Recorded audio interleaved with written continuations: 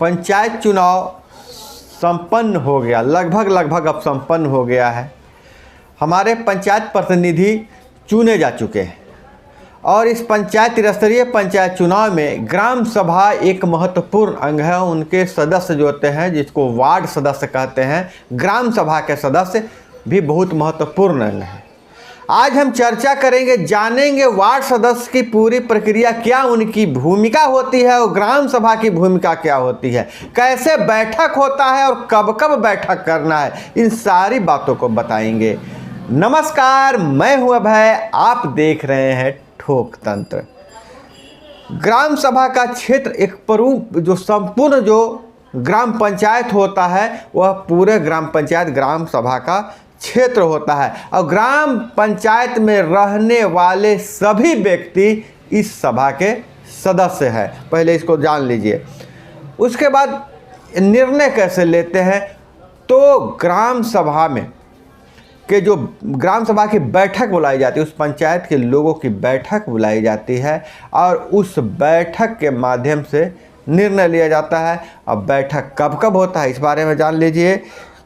पंचायती राज अधिनियम 2006 के धारा 3 के अंतर्गत ग्राम सभा की बैठक हर महीने में एक बार होनी चाहिए। हर महीने में एक बार बैठक होनी चाहिए, अर्थात दो ग्राम सभा के बीच 3 माह से अधिक का अंतर नहीं होना चाहिए। दो ग्राम सभा के बीच 3 महीने से ज़्यादा का अंतर नहीं होना चाहिए। एक कैलेंडर वर्ष में 1 जनवरी से 31 जनवरी तक समझ लीजिए न्यूनतम 4 ग्राम सभा आयोजित किया जाना है। आवश्यकता अनुसार ग्राम सभा 4 से अधिक बार आयोजित किया जा सकता है और इसे आसानी से याद रखने के लिए जो दिशा निर्देश दिया गया है, हम आपको बता दें कि प्रमुख राष्ट्रीय दिवस और अंतर्राष्ट्रीय दिवस को आयोजित करने का सुझाव दिया गया है पंचायती राज विभाग से। 1 जनवरी से लेते हैं 26 जनवरी को एक ग्राम सभा होनी चाहिए। 8 मार्च को होना चाहिए अंतर्राष्ट्रीय महिला दिवस के दिन।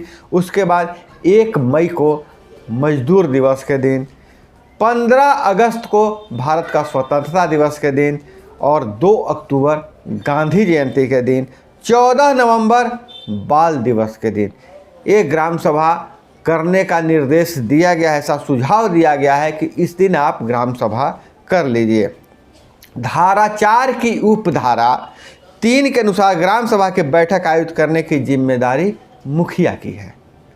ग्राम सभा की बैठक मुखिया द्वारा नहीं बुलाए जाने की स्थिति में, उसकी जो बैठक जो नहीं बुलाए, तो पंचायत समिति के कार्यपालक पदाधिकारी जो तत्काल में बीडीओ हैं, वह ग्राम सभा बुला सकते हैं। बीडीओ को सूचना देने पर बीडीओ बैठक आयोजित कर सकता है। कोई ग्रामीण मतदाता अगर यह कंप्लेन कर सकता है बीडीओ के पास कि हमारे मुखिया जी ग्राम सभा बुला ही नहीं रहे हैं, तो बीडीओ ग्राम सभा बुला सकता है। कार्यपालक पास का बीडीओ तो क्या ग्राम सभा में खुद भी आ सकते हैं या अपने स्थान पर किसी दूसरे अधिकारी को भेज सकते हैं, लेकिन ध्यान रखिएगा अध्यक्षता वो करेंगे, किसी तरह का अपना मत का प्रयोग नहीं करेंगे ग्राम सभा में। और ग्राम सभा की कोरम पूरा होना चाहिए। पहले इसको समझ लीजिए, कोरम पूरा होना चाहिए। जितनी सदस्यता है ग्राम सभा का, उसका आधा होना चाहिए कोरम होता है, जिसको कहते हैं कि कोरम 20वां भाग कोरम होना चाहिए, पूरा होना चाहिए। बैठक की सूचना कैसे देना है? ग्राम पंचायत में बैठक की सूचना डुगडुगी बजाकर लाउडस्पीकर से ग्राम पंचायत के सूचना पट पर लिख के नोटिस चिपका कर दिया था। पहले सूचना प्रसारित करना है और बैठक ग्राम सभा की प्रत्येक बैठक की अध्यक्षता उस ग्राम पंचायत का मुखिया और उसकी अनुपस्थिति में उप मुखिया करेंगे। कोरम की हम जो पहले बात कर रहे हैं, कोरम की बात कर लीजिए कि पूरे ग्राम सभा जो आधा का बात है, तो ग्राम सभा के जो सदस्य हैं उनकी आधा, और पूरे ग्राम सभा की कोरम की बात करें तो पूरी आबादी का 20वां भाग, माने 20% मतलब 5वां भाग उपस्थित होने का प्रावधान है। पूरा कोरम पूरा माना जाएगा। अगर कोरम के अभाव में बैठक स्थगित हो जाएगी तो उसके बाद बैठक बुलाने पर कुल सदस्यों की संख्या के 40वें भाग यानी 2.5% की उपस्थिति में कोरम पूरा होने का प्रावधान है। पहला क्षमा करेंगे, पहला 20 में ऐसी 100 में 20 मतलब 5वां भाग, पूरे ग्राम सभा के 5वां भाग में कोरम पूरा हो जाएगा। अगर स्थगित होता है, कोरम पूरा नहीं हुआ, सभा ग्राम सभा स्थगित हो गई, तो अगली बैठक 2.5% ही उपस्थिति रहने पर पूरा कोरम माना जाएगा। अब उसको उदाहरण से समझाने की कोई ज़रूरत नहीं है, उदाहरण से समझाया जा चुका है कि अगर ग्राम सभा में कुल संख्या, मान लिया कि मतदाताओं की संख्या 2000 है या 2500 है या 3000 है, तो कोरम पूरा करने के लिए 200, अगर 2000 पर हम लेकर चलते हैं, 2000 संख्या है तो 100 सदस्य की उपस्थिति अनिवार्य है। और अगर कोरम पूरा होने के अभाव में अगर नहीं बैठक हुई तो 50 सदस्य भी काम चल जाएगा। ये तो पूरा समझ गए होंगे आप लोग। ग्राम सभा का अब इसका नियम जान लीजिए कि विवरण विषय क्या है। तो विचारणीय विषय धारा 7 में जो अंकित है उसको हम बता दें। ग्राम पंचायत का वार्षिक लेखा जोखा के बारे में चर्चा करना पहले बैठक का पहला बिंदु यह होगा। पिछले वित्तीय वर्ष में प्रकाशित प्रतिवेदन पर विचार करना, पिछले ग्राम सभा में क्या निर्णय लेगा उस पर विचार करना, और अंकेक्षण पर टिप्पणी करना, उसको ऑडिट करना, जो कार्यों का ऑडिट करना। अगले वित्तीय वर्ष के लिए ग्राम सभा का बजट पर विचार करना, अगले वित्तीय वर्ष में हम कितना खर्च करना है, किस मद में खर्च करेंगे, उस पर भी विचार किया जाएगा। और चालू वित्तीय वर्ष में शुरू की जाने वाले प्रस्तावित विकास कार्यक्रम पर चर्चा करना, जो अभी और आगे काम करना है उस पर ग्राम सभा के माध्यम से चर्चा किया जा सकता है। और निगरानी समिति की रिपोर्ट पर विस्तार से चर्चा करना, यह धारा 7 में है। और धारा 9 में बताया गया है कि गाँव में किए जाने वाले विकास कार्यों में सहायता करना, गांव में विकास स्कीमों कार्यान्वयन के लिए लाभान्वित होने वाले को पहचान करना, किनको इंदिरा आवास चाहिए, किनको पेंशन मिलना चाहिए, उसका पहचान करना। परंतु यदि समुचित समय के भीतर ग्राम सभा लाभांश की चयन विफल रहती है तो ग्राम पंचायत ऐसे लाभांश को पहचान करेगी।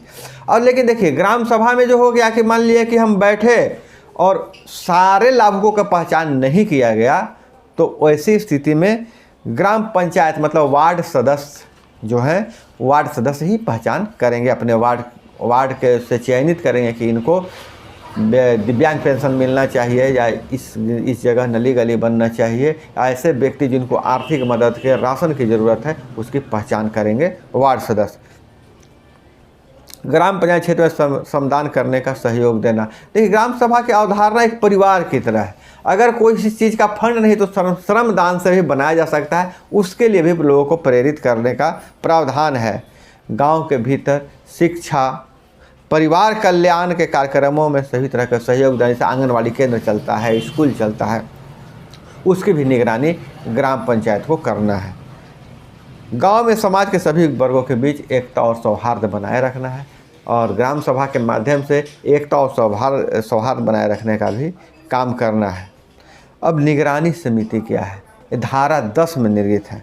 यह निर्धारित है कि निगरानी समिति है क्या।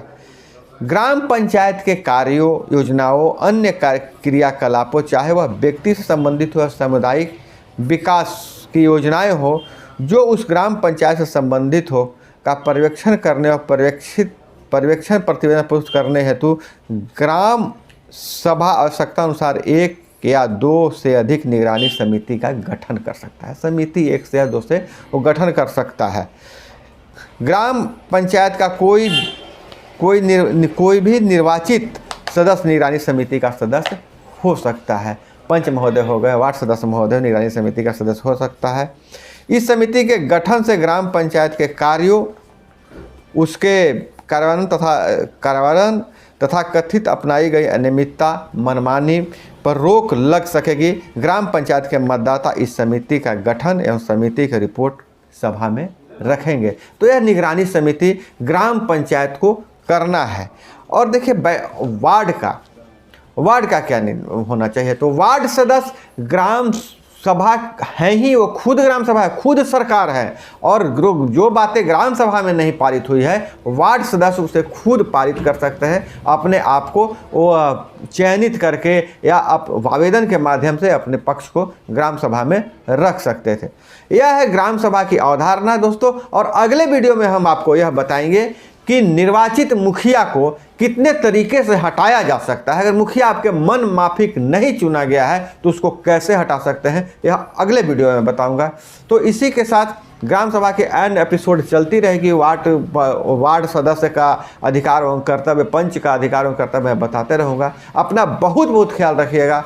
मिलते हैं अगले वीडियो में। जय हिंद, वंदे मातरम।